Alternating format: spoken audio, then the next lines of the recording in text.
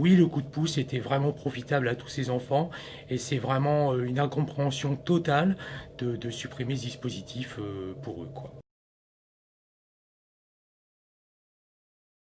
Alors écoutez, monsieur le maire et son adjointe, je suis vraiment très déçue par le fait que ce coup de pouce s'arrête parce que en fait ça ne fait que creuser les inégalités entre les enfants, entre ceux qui peuvent rentrer chez eux et bénéficier peut-être d'un soutien au niveau parental, où les parents sont là, ou ont quelqu'un pour les aider, alors que dans ces zones prioritaires, si elles le sont, ça n'est pas un hasard.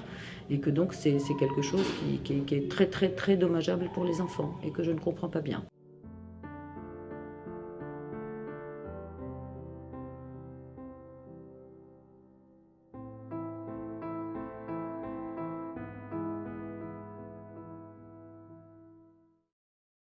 Vous avez gagné 50 000 € en supprimant 19 coups de pouce et vous rajoutez 4 000 € sur les coopératives.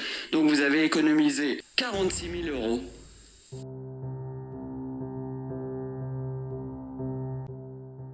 Permet de citer quelques raisons significatives. Le détachement du corps enseignant, l'inexistence des parents dans le suivi de leurs enfants, aussi le dédoublement des classes de CP et de C1 depuis 2 ans.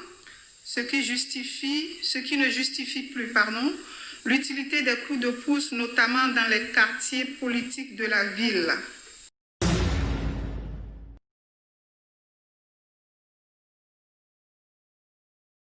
Il faut avoir bien peu de morale pour évoquer le manque d'implication de parents qui parfois cumulent toutes les difficultés sociales pour éduquer leurs enfants. Le fait qu'ils soient divisés, les enfants, bon, effectivement, dans la journée, ils sont moins nombreux. Néanmoins, il y a quand même des difficultés qui sont nettement plus importantes du fait qu'on soit dans un quartier prioritaire. Et ces difficultés sont d'autant plus importantes que si le travail en classe ne suffit pas pour les combler, qu'il faut reprendre bien sûr les notions à la maison, et qu'on se trouve ici dans une zone où il y a nombre d'enfants qui ne peuvent pas être aidés en dehors de l'école. Le fait que ça a été dédoublé, bien sûr, c'est un plus pour les enfants et les enseignants parce que c'est un nombre réduit.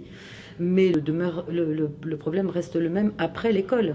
C'est-à-dire que c'est une prise en charge de ces enfants à la sortie entre 4h30 et 6h pour leur permettre justement de pouvoir intégrer mieux les apprentissages qu'ils ont eus dans la journée et à la fois, je vous dis, les ouvrir sur autre chose qui font partie d'apprentissage aussi, mais qui sont plus ludiques.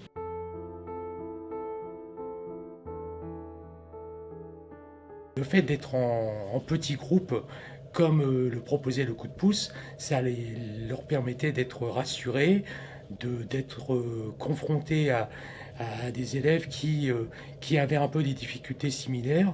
Et on a vraiment vu, au niveau notamment de la prise de confiance, des élèves qui avaient nettement progressé au fil de l'année. C'est aussi une ouverture à plein d'autres choses, à quelque chose de beaucoup plus ludique au niveau des jeux. On leur apprend des vocabulaires, on les ouvre sur des histoires. Enfin bon, c'est tout un dispositif qui fait que les enfants vraiment prennent confiance et donc sont plus à même après d'être en apprentissage. Le coup de pouce était un supplément en plus. Monsieur le maire, madame l'adjointe, rendez-nous le coup de pouce et ne faites pas de différence entre les enfants du centre-ville et des quartiers parce qu'ils en ont vraiment besoin et rendez-nous le coup de pouce.